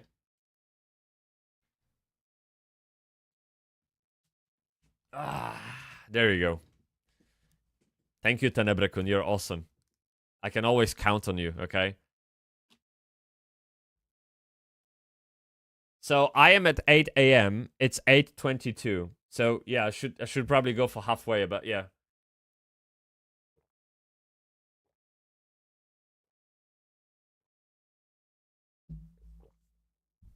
Oh, I'm close to 9 a.m. now. That's okay. All right, chat. So listen to me, Kun. All right, we have Crosswind, dude. This is another game I will... Sorry. We have Crosswind, okay? Another game I will fucking play whenever it comes out, okay? I will play the shit out of this game. So, let's take a look. It's a 2-minute trailer with a big dick cinematics, okay? Crosswind. There you go. Yes!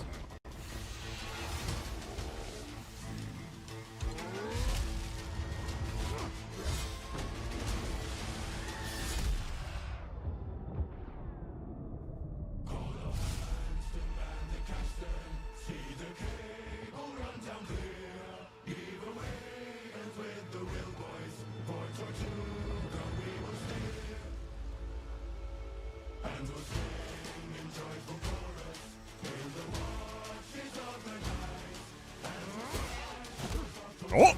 Oh! Nice!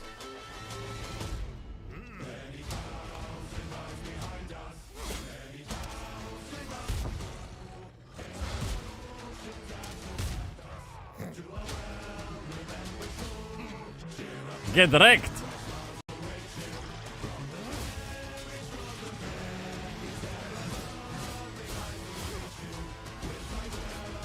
Yay! We got solo!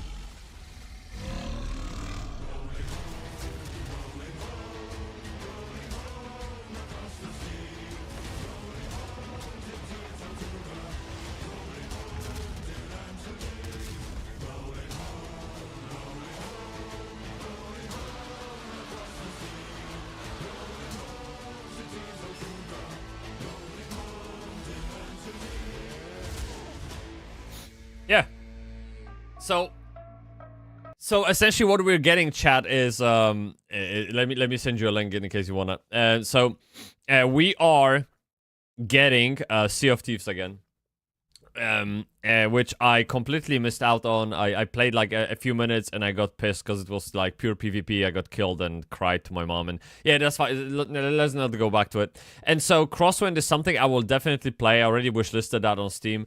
It looks fucking epic, and I like how more and more games realize that the future of MMO is solo content. I really do. And it doesn't actually go against like the idea of MMO, but I think solo content, because of the target audience for MMOs, is perfect, and they really need to nail down that aspect of the game. And we've seen that in Apogea, we've seen that in Dune Awakening. So you have like games on different spectrum of the budget, right? Then you have Crosswind, which is probably somewhere in the middle. They all like solo content. That's fucking awesome. Even Guild Wars 2 is solo, and look, they survived for how long? There you go. So I'm telling you, solo content is the future of MMOs.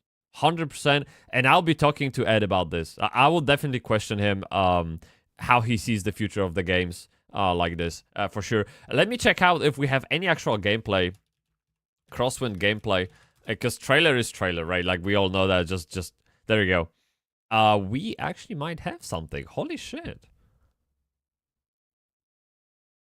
Free to play PvE PvP. So okay, let's see.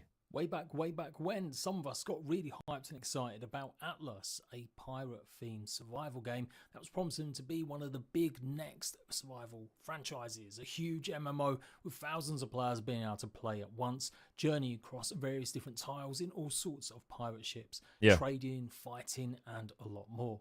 But of course, we all know how that went. Derided at launch, beset by problems with no thorough testing prior. I never played Atlas.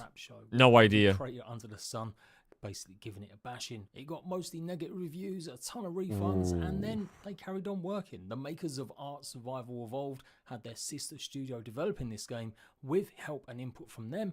And for a while, it was a bit up and down. Some updates hit, some updates didn't, and then there was some brief period of time where there was no content. Updates finally hit again, and then more silence. And since then, it hasn't been updated in over a year now. Another game to add to Snail Games, the publisher's abandonware docket. But we're not talking about Atlas today, really. We're talking about a new pirate survival game. Yeah. I feel like, I don't know how you guys feel about pirate themes. I know Lavender Pirate is gonna love that shit, right? Like, obviously. But you know how I am very much medieval fantasy person. I love Lord of the Rings, and I could play those vibes all the time. Like, obviously, this is me. Medieval fantasy, sign me up immediately. But I feel like pirate theme is this little unexplored theme to the game that I might even enjoy. There's something rough and quirky and unexpected about it. I don't know, like I like it in a way. Like I've never really played Sea of Thieves, just a few minutes, but from watching things here and there, I see myself getting into a pirate game. I haven't really discovered why, but it seems like it could be another preference to the setting of a game. Whereas, for example, like sci-fi, Star Wars, Star Trek, that's not my thing at all. So yeah, depending how you look at it, but I'm looking forward to Crosswind for sure.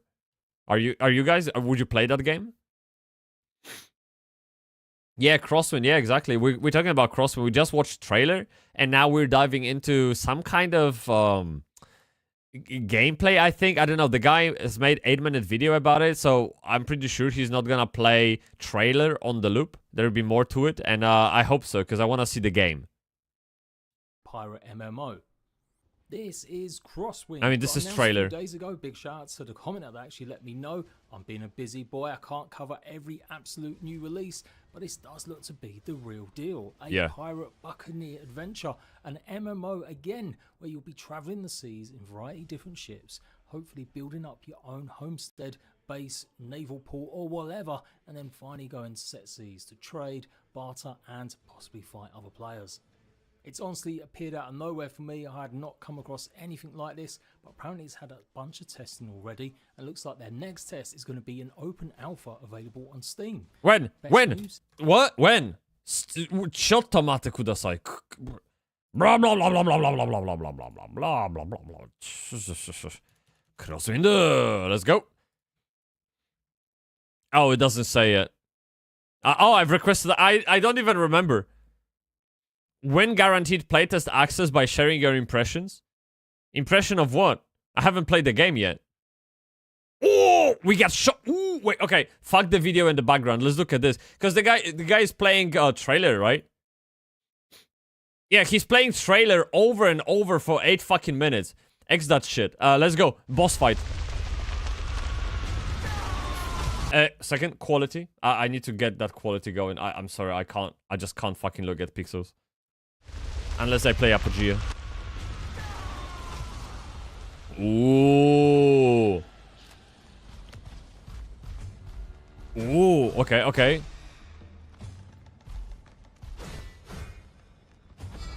Nice.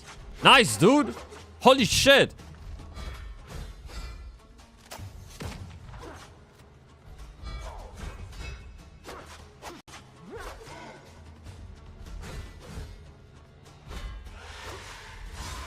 Ooh. Ooh. Ouch.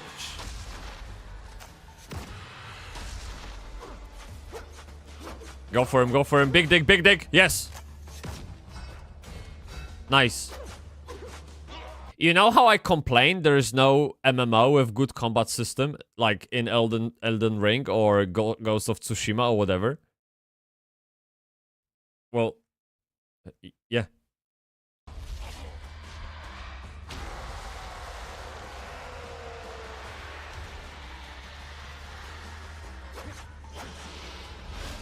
Nice. Okay.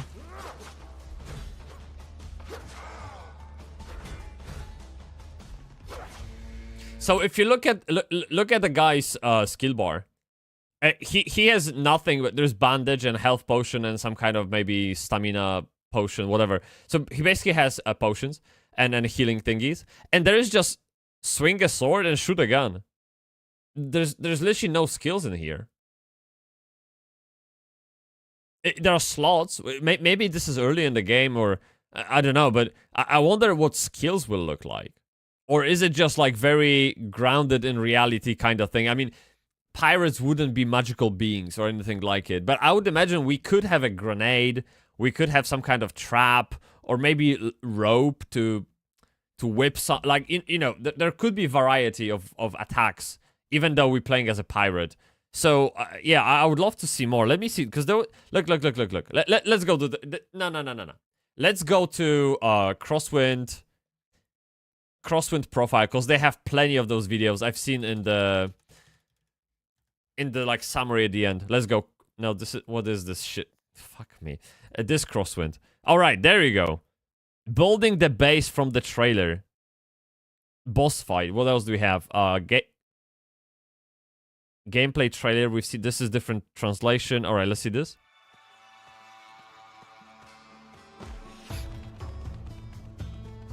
This was part of the trailer, but yeah, no, so this is just like a part of the trailer cropped out.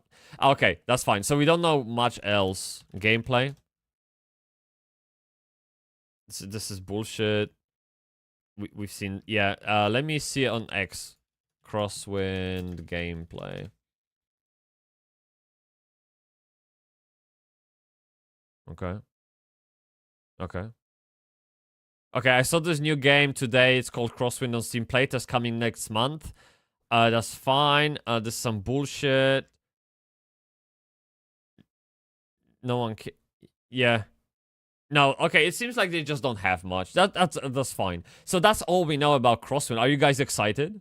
Like, I will straight up play this game immediately. I'm not even kidding you. Like, I can definitely see myself playing this game. Oh! Wait! Wait! I got a gem?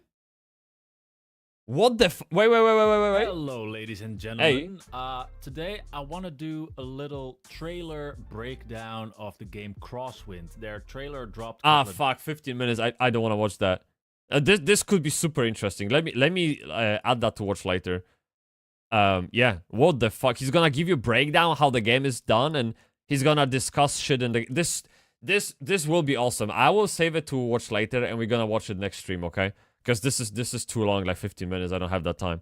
So, yeah, this is cool. Guys, Crosswind. Yay or nay? Come on. Tenebre, Nirukun. And Lavender Pirate kinda says it all, right? Yeah. Yeah, I'm yay too, for sure. We got a few other things to go through. Oh, boy. Okay. First of all, I would play it for real. Cool. Okay, so we're gonna have a group. Great.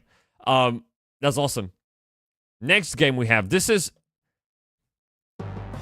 a bit unexpected. There is a game called Evercraft. And they changed it into Adrulan Online Adventures. I'm not sure why. Perhaps because of the owner. The owner maybe changed. I don't know. But there is I guess all the new MMO coming. It's a very Minecraft-like. There is a Minecraft MMO already called Windcraft. I don't know if you guys played, but it's actually proper MMO in the Minecraft world. It's very good. It's very well made. I never heard about Adrulan or Evercraft, so I just wanted to watch this quick trailer and just see what that's like. All right.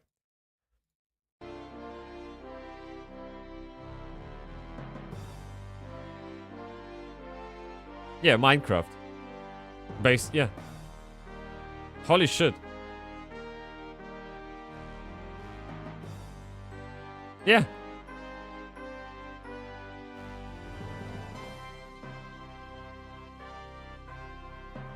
Yeah. Just Minecraft from third person.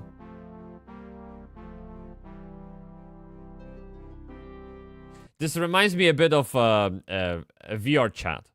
Just a bit. I don't know. Like there's certain coziness to it.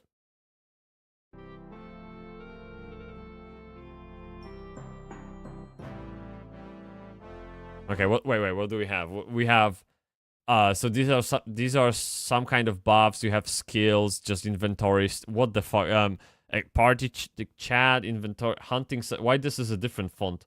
I don't know. Combat log. I mean, yeah, basic stuff. Like, I mean, it goes well with the theme of the game. Very like pixel-like. That's okay, I guess.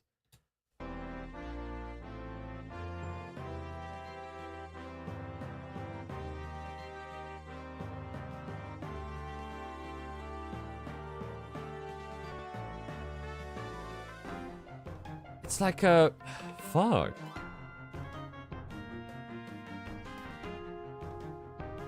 Hey, you have walking pumpkins? What the hell?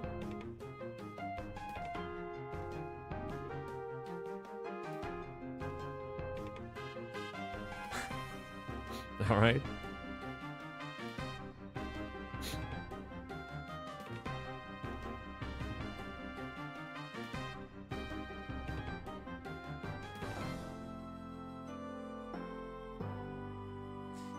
It's like a weird combination of Minecraft and let me think, and maybe the upcoming Bitcraft. It's just, look, I spent hundreds of hours in Minecraft. I absolutely loved Minecraft. The problem with Minecraft is that it gets boring very quickly unless you keep your creative game top notch. Like, you have to instantly invent things to do for yourself. It's like a proper sandbox, right? But like, there's literally, so you build a house, you get the house, you decorate it, and you look at it, wow, Okay, so what now? And you'll ask yourself that, okay, so what now? A few times, but eventually you will run out of answers. And that's my problem with Minecraft. And that's, I guess, when friends come up and you kind of journey together, and that's cool, but what now won't get you won't get you any entertainment for really long. Like, it's just, yeah, you'll have this what now kind of episodes in Minecraft for a little while, and then you kind of like, okay, I don't know what now. So you're just gonna quit and forget about the game for like a couple of years. But by the way, Palworld is very similar. So I don't know I don't know much about this game. First time I heard about it, I would definitely play. I love games like this. Like, it's like a Roblox and Minecraft had a kid, maybe. Yeah. But it's like very, very early in development. We probably won't hear about this game, you know, for years. And just, yeah, we'll see how that goes. Tenebra says that I'm the one who just suggested this to you. Yeah, someone dropped it in Discord. Dude, I don't remember who, but if it was you, thanks. Yeah, awesome. I'm glad you did. And then Nirio, big fan of Sea of Thieves and anything pirate-like. Love the chanting vibe. Yeah, it's like my a little newly found interest. Yeah, like I really dig pirate theme for some reason. I don't know why. But starting with movies, then going through games, and yeah, absolutely, pirates for sure. Yeah. Then we have what? So this was okay. So this one is with Mr. Sam Gamgee. Okay, a Lord of the Rings official mini movie. I wanted to check this out just for fun. So let's take a look. I don't even know what that is, dude. Do you remember the Shire, where the orchards bloom and the birds nestle in the hazel thicket? Yeah. Well, why don't I give you a tour? Here, it's no bad thing to celebrate a simple life of wholesome comfort. This is awesome. Even for disturbers of the peace. Whoever they might be.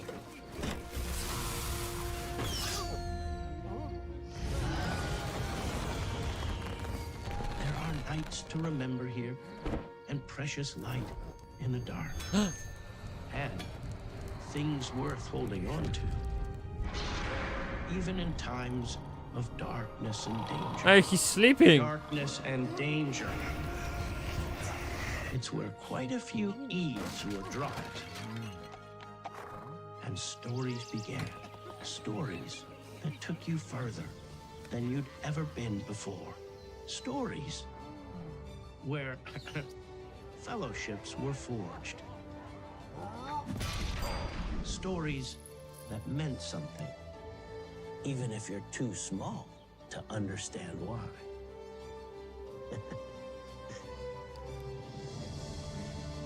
That's cool. That's awesome. Oh my god. Yeah, I absolutely love Lord of the... Dude, adults welcome, of course. Oh, this is an ad for the product, but this is so cool. I love that. It made me smile all the way. Awesome. Yeah. You guys big fans of Lord of the Rings or not really? Yeah. Finally, one thing I have to go through. I have to. Dude, Ashes of Creation has apparently naval content. I don't even know what that means. They have like a rogue shit coming. Rogue class. We're getting rogue class. We're getting naval content. What else? Dude, I need to learn about that. So there is a huge PTR update that just landed. I wanted to go through with this and wrap the stream up, alright? So let's dive in, boys. Let's go. Oh, actually, I didn't click that. Let's go. Hello guys, Flanker here. This video is another dose of insights from the BTR server, along with new details about the upcoming changes. Not only we will go over the recent patch notes, but I will also share my impressions of everything I've seen firsthand on the BTR yesterday. Many thanks in advance for your likes and subscriptions, and without further ado, let's begin. Alright, we'll Oh. go over some of the highlights first, and then we'll break down each topic in detail. As we can see, not only has the rogue been added, but tilt daggers have also made their way into the game. Speaking of rogue stealth, we've actually noticed some changes as well. It now seems to be a bit more similar to the ranger's camouflage. I am not sure why, but I would assume that full stealth was considered too powerful. The turquoise sea has been expanded, and not gonna lie, I really liked how the new areas look. The islands, Show the me. water, and the overall atmosphere left a very positive impression. Overall, the expansion of the tropics is happening gradually, just like the desert biome. Some areas are already populated with new mobs and gatherables, while others are still empty for now. After several iterations, it looks Okay, will I see anything, or is this just like this guy's fucking fishing and reading changelog? Like, what the fuck, man? Show me. Like, what do you mean? Ashes of creation, naval content. Come on. There you go. Isn't this better already? Like, oh my god. Yeah. Okay, I tested it. Like, is there an actual content? Let's see. What is... Wait. Yes. Thank you. Yes, kurva. Like, you know why some channels just get subscribers? Like, honestly. is going on, guys? Intrepid just did their first naval test on the PTR, and with this being a highly anticipated feature that a lot of people are excited for and want to know more about, I decided to do RuneScape a video, 4. give you a rundown on my impressions, my first thoughts. What's RuneScape 4? Ashes of Creation? Oh, do you mean like the previous game? The Adurururu. And giving you the details on what to expect. Now, obviously, this is a very early iteration of naval content. Yeah. This is the first time it's ever been tested in a public setting on the PTR, and it still has a long Awesome. ways to go before it's that Yes, giant naval dude. content system Let's that go. we have been promised years ago. But basically how it works is starting out, at least on the PTR, I mean, it might be slightly different when we get in the live build, is you get into the game and you buy like a ship hull, kind of like you buy the caravan hull or whatever it's called. Okay. You buy a ship hull and you go, and right now there's a teleport to one of 2 harbors in the tropics. So you teleport there, you go up to the harbor master, and just like the caravan UI, you're like, I want to buy a ship. You buy the ship and you go, and this ship summon thing goes in your inventory just like a caravan. Yeah. And you go to the water and you summon it just like you would when you're embarking This a is caravan awesome. on the water. Look. Right now it's the exact same UI. And Holy everything. fuck, look at And this. from there on out, your ship pops up, you can hop on it, and as of right now, we have the Oh, okay. Caravel ship, which is this said to be 8-man ship. I mean, it could probably fit 8 people on it. There's not 8 cannons or anything like that for people to do. It is, in fact, the ship that we saw in the season showcase teaser. It's about the same size, and there are 2 cannons on each Ooh. side. So 4 people can operate the cannons, 1 person can drive, but you could have a bunch of like ranged casters or healers on Nice, the deck of the dude. ship as well, attacking ships that you come across. When you're on the cannon right now, it is a very wacky, it doesn't work right, and I imagine it's going to change. The camera angles suck, the sails kind of block your view a bit. You use your mouse to aim. The mouse kind of works similar to like the Alpha 1 siege vehicles. And then there is a spell that appears. Wait, this is in the game right now? Potion launcher and attack, and that's basically it. Each attack does about 10k damage. Right now. What? It takes about No, 1 this to is a 2 minutes different to kill game, ship right? From full health, I can't remember the exact.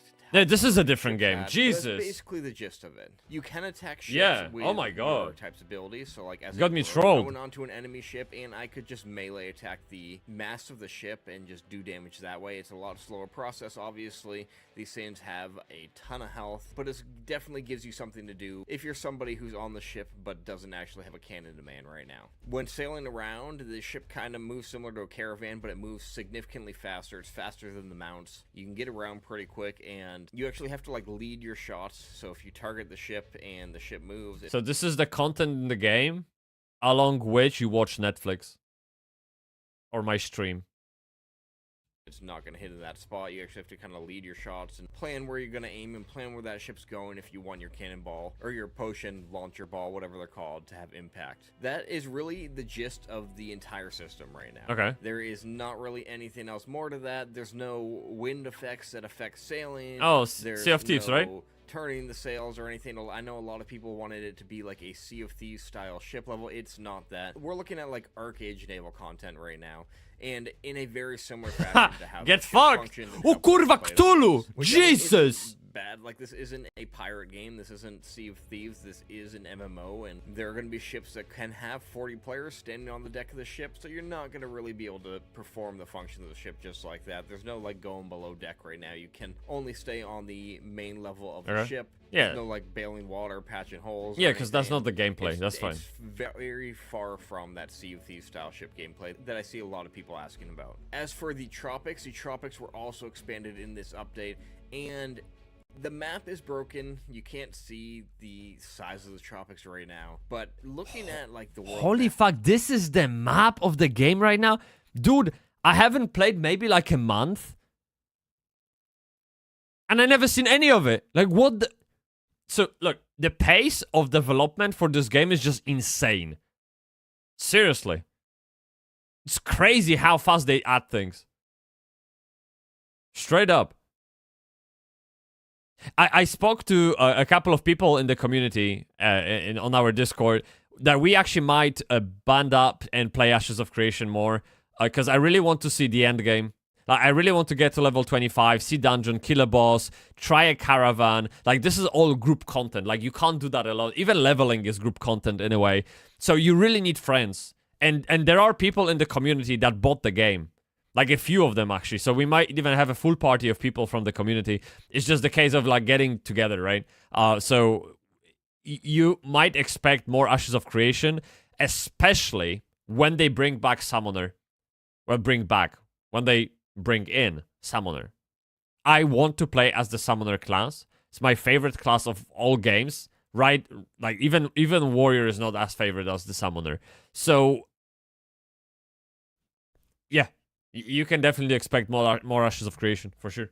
The tropics right now, but looking at like the world map compared to the Riverlands, I thought the tropics were going to feel a lot smaller than they do to the desert or the Riverlands, but really they don't, because it's a bunch of islands scattered out in the ocean, and you can sail between the islands, and being out on your ship and going from island to island, it really does feel like it's a very large area. Yeah, some of these islands have especially at that pace of swimming. Yeah, pocket dungeons on them, things along those lines. One of the pocket dungeons had level 37 2-star mobs in it, which I find kind of strange because, well, you can't get loot from them at level 25. Unless they're going to raise the level cap with phase 3, I really don't know why they would be there right now. But overall, the tropics is very early still. Like, it looks like the desert in this first pass when they first opened up the desert, but didn't like fully expand it. There's a lot of emptiness still. To be honest, until he mentioned it, I thought he was in the desert biome.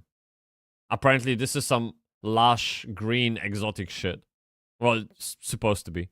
There's a lot of terrain glitches and things that are very incomplete, which is to be expected. There more could come online in the next 2 to 3 days before Thursday when we get bigger patches. Hard to say right now. We could just have a very raw and unfinished tropics for this month's build, and more being added to it later on, like we saw with the desert in the past. I never ever ran a caravan in the game. Never. Because I'm scared. I'm scared I'm gonna dead. And I don't want to be dead. You get me? There were no nodes online right now. There was just the 2 harbors, and there was a commodity vendor, so you could deliver caravans to and from the commodities, and that's pretty much it. Yeah. The islands, though, sailing by them, there were things on the islands, like there were ruins of castles and some weird tower thing I saw. Can you ride over a mob and kill it? That like really makes you want to get off your ship near that island and go and explore. But with how it is right now, with there only being 2 harbors and everybody on the PTR going to these areas, there were ships absolutely everywhere. Everybody's attacking everything, so it's very hard for you to get off your ship and go to that island and make it back to your ship before it gets destroyed. Right now, if your ship does get destroyed, there's no sunken animation, there's no destruction animation. Your ship just kind of sits there at 0 health. But overall, it's a very, very promising introduction to naval content. It was a lot of fun sailing around and attacking other ships, but my only concern right now is if this feature isn't supported by additional content that is entangled with naval content, then it's gonna get old real quick, because there is nothing to do with naval content right now. There's no ocean content, there's no underwater content, there's no deep sea fishing. All you do is you get on your ship and you kill people, and then that's it.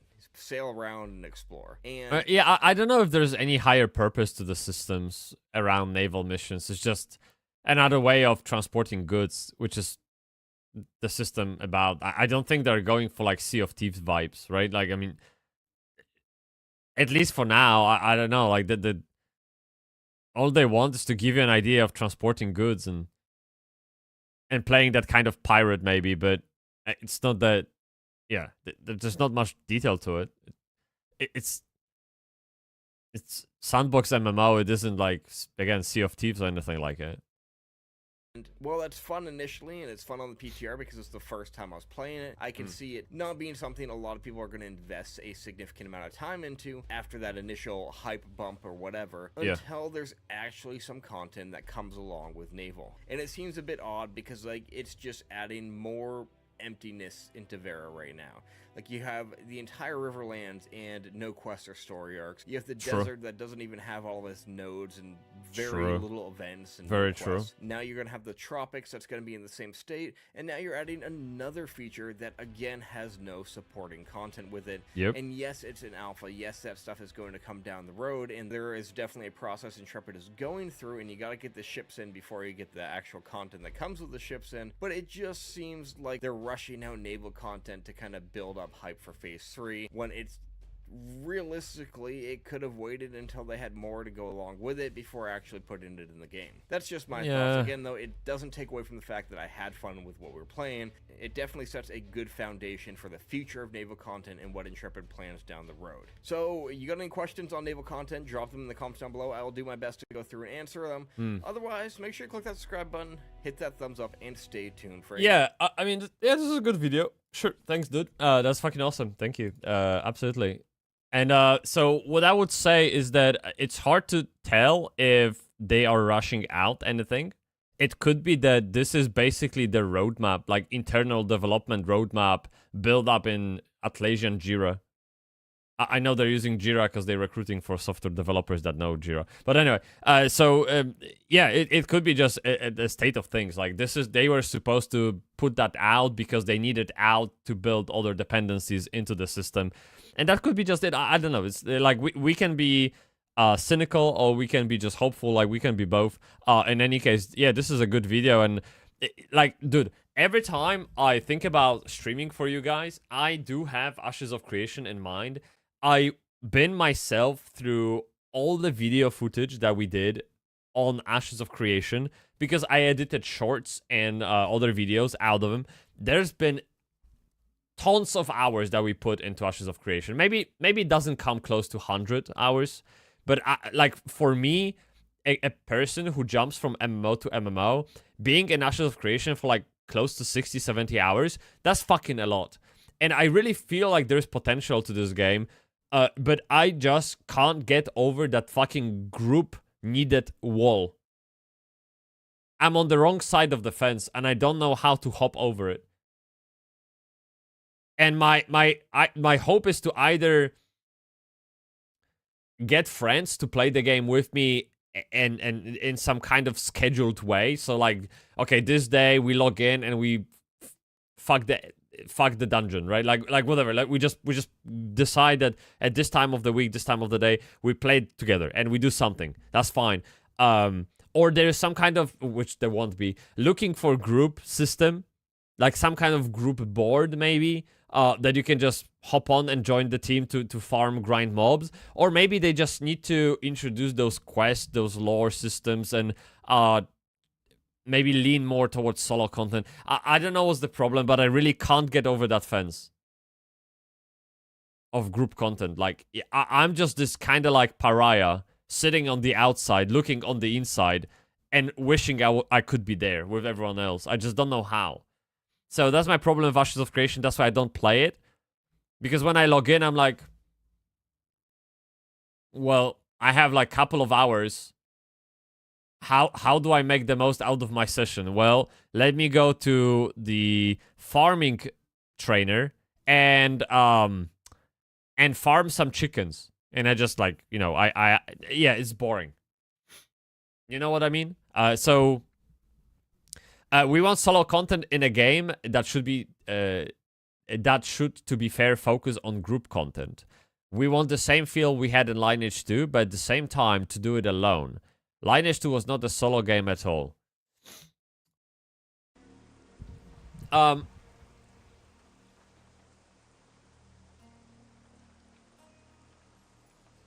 if I think about what I did in Lineage 2,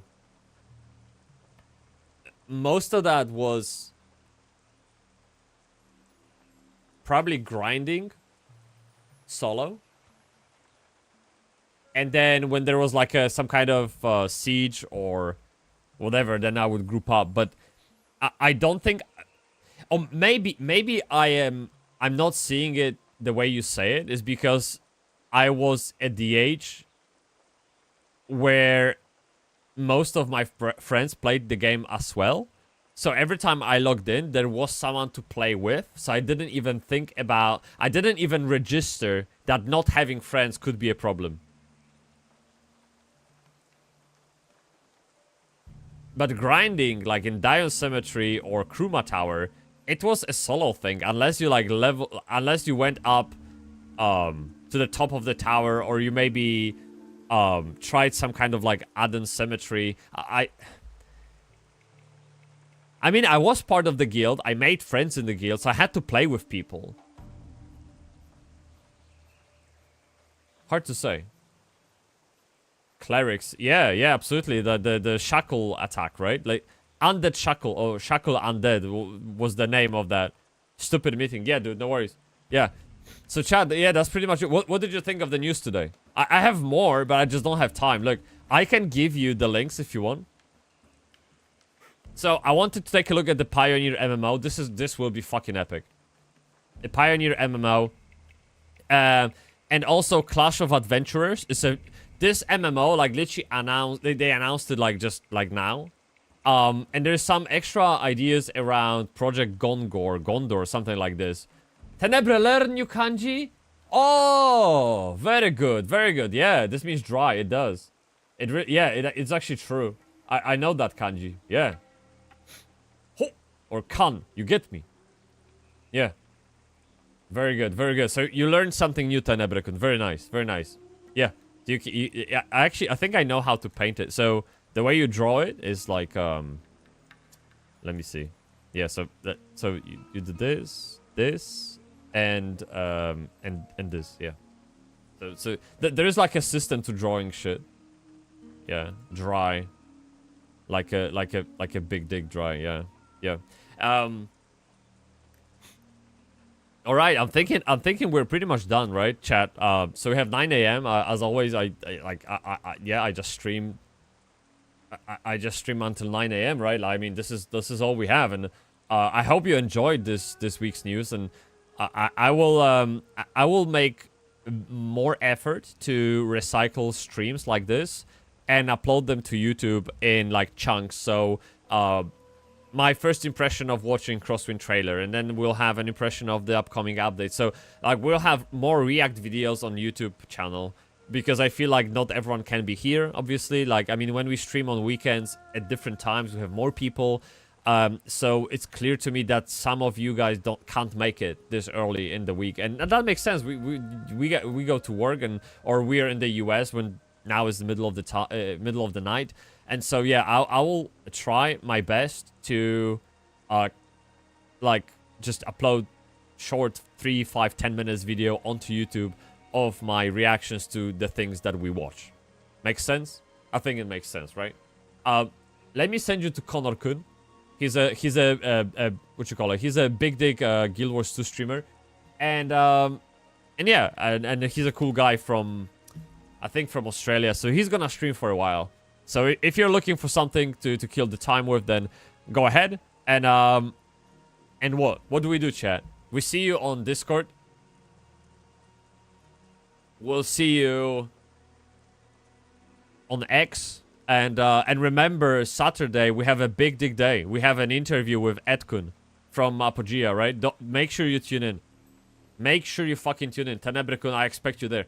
100%, dude. Like, you are the biggest Apogea dicker, so, like, you have to be there, man. And yeah. And I think this is it, right? So, as always, chat, let me say this. This is the final outro. Cox z wami. Moimi koksami. Oczywiście, że tak. Thank you so much, man. Salute. Have a good day. Cox!